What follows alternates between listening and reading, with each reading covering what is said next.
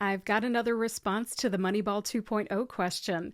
Hi, I'm Kim Newlove from the Pharmacists Voice podcast, and with me today is Antonio Ciaccia. I didn't get a chance to record him as part of episode 365, but I still wanted his response as part of my YouTube channel. So with me today is Antonio Ciaccia.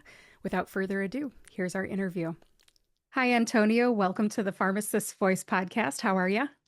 Doing great. All right. Can you do a brief introduction, please? Yep. My name's Antonio Ciaccia. I did about 10 years at the Ohio Pharmacists Association, started a nonprofit organization called 46 Brooklyn Research, dedicated to unearthing and liberating drug pricing information for the public so they could better bridge the gap between misunderstanding and understanding of our convoluted drug supply chain. And I run a consulting firm called Three Axis Advisors that does data analytics work for law firms, Medicaid agencies, state auditors, employers, and state attorney generals and provider groups all around unraveling and demystifying our complicated prescription drug transaction. Wow. And if anybody from my audience would like to follow you or learn more about you, how can they do that? Yeah, you could find me on most of the social media channels at Antonio Ciaccia, CIACCIA. Or you could visit us on our websites at 46brooklyn.com or 3axisadvisors.com. Thank you very much. I asked 8 pharmacists and 1 non-pharmacist the following question, and I'd like to get your thoughts on it from your point of view. We all know that the base hits of yesteryear were selling prescriptions and front-end merchandise, giving flu shots, doing MTM, etc. From your point of view, what's a base hit for the pharmacy profession in the year 2026? Oof, a base hit would be, right now, given the current environment, keeping the proverbial lights on. The marketplace is highly concentrated, and pharmacists in really all practice settings are facing unique pressures that can undermine their respective tasks in each of their settings. So right now, pharmacy is it's not doom and gloom, but it's in a pinch. And so pharmacy would benefit very well from kind of stopping the proverbial bleeding. Okay, I appreciate that. I had talked to Erin Albert, and she, of course, works for Mark Cuban Cost Plus Drug Companies. And she was talking about how pharmacists could participate with their opportunities over there. From your point of view, what opportunities do you think pharmacists could participate in to help stop the bleed?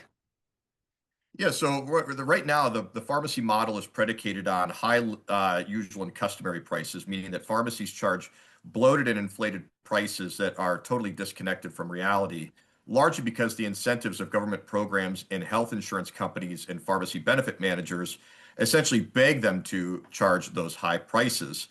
Essentially, the usual and customary price has been an aspirational price. The PBM will never pay any more than what you bill.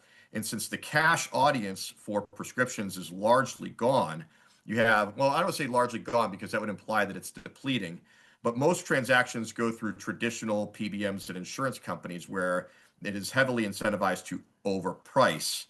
The beauty of the cost plus marketplace, whether that be what Mark Cuban is doing or what Nate Hux is doing at Freedom Pharmacy in Pickerington, Ohio, is essentially reestablishing boundaries and control of pharmacy practice to say, rather than have my worth and value dictated by an intermediary who's heavily consolidated and at the end of the day, my competitor, pharmacists are able to take their matters into their own hands and say, this is my cost, this is my service, and I will not allow any sort of cross subsidization of underpayments and overpayments. The service that I offer will be value added and one that I am compensated for in an objective and aligned manner. And so if you are a pharmacist, now Cost Plus Drugs ultimately still has their own methodology for compensating pharmacies, but it is straightforward and consistent. So from that perspective, the best way that you could take your practice into your own hands is to put your business in alignment with that value. Okay, thank you very much. I appreciate you talking about how pharmacists can stop the bleed by not participating in systems where it's not transparent drug pricing. Any other thoughts on base hits for the pharmacy profession in 2026? I appreciate you getting right to the point, but I wanted to make sure I got it all out of you. Yeah, so far, I mean, there's been a lot of policy changes that have been impacting the pharmacy profession. There are some headwinds on the 340B program for those who are reliant upon those spreads. We see a lot of pressure, and what used to be somewhat of a gravy train for some health systems and clinics, we're seeing more pressure. We're also seeing opportunities in the land of PBM reform. A lot of really, as we're talking, there has been a week where the Department of Labor promulgated new rules that would really start to crack down on PBMs and conflicts of interest and some of their not sharing of claims data with their plan sponsor clients. Meanwhile, Congress passed legislation to try to realign incentives around rebate practices. And furthermore, the Federal Trade Commission had a settlement with Express Scripts that is intended to kind of go after a lot of the legacy business models that have been harmful for patients, plan sponsors, and providers alike.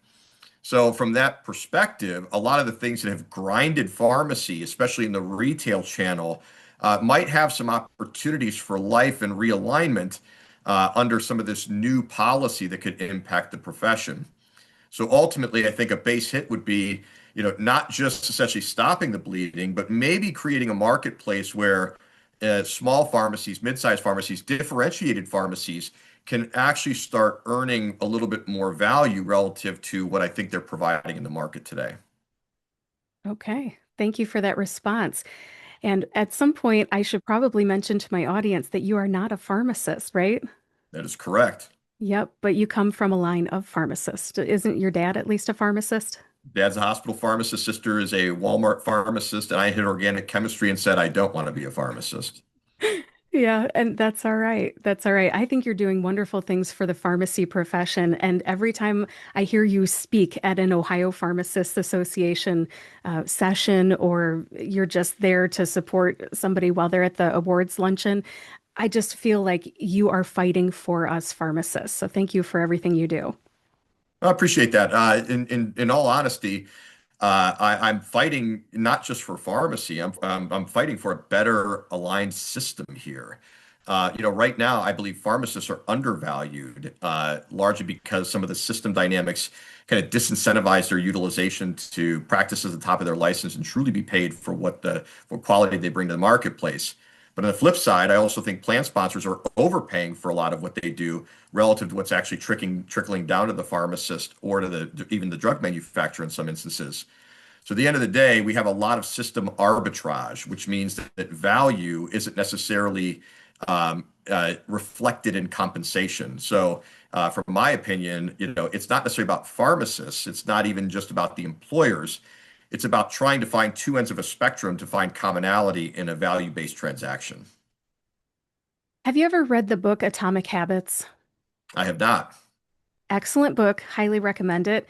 The author, James Clear, who I believe is from Columbus, Ohio, he had mentioned something about how when everybody's struggling to play by the rules of the game, you can succeed by playing a whole different game. And I personally feel like pharmacists could start playing a whole different new game by not playing with the system, not getting reimbursed by these insurances, cash pay stuff, or find a way to get paid that's not by the rules of the current system. Just a thought.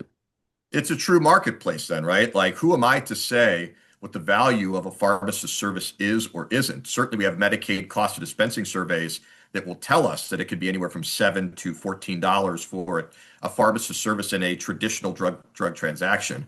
But who are they to say, and who am I to say? At the end of the day, the retail marketplace outside of pharmacy, value is essentially supply demand, right? If I am unwilling to pay $1,000 for an iPhone, that means that it is not priced in accordance with my value if it is $1,000. And so, in general, we as individual consumers put pressure on markets to either increase quality or lower price to find an equilibrium that will maximize sales.